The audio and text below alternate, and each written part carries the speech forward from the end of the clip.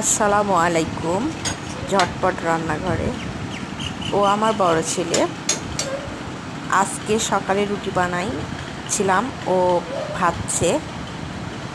ও আমাকে অনেক কাজে সাহায্য করে। তো আর বয়সী বাচ্চারা অনেকেই আছে যে মায়ের কাজে কোনো সাহায্য করে, অনেকেই করে না, কিন্তু আমার বাচ্চাটা অনেক সাহায্য করে আমাকে। ও ছোট হতে পারে, কিন্তু অনেক বিষয়ে আমাকে অনেকভাবে সাহায্য করে।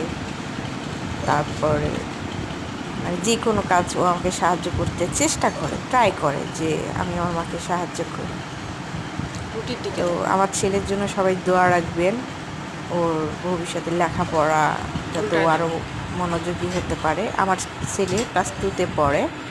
ওর জন্য সবাই দোয়া রাখবেন যাতে ভবিষ্যতে ও যেন আরও ভালোভাবে পড়াশোনা করতে পারে।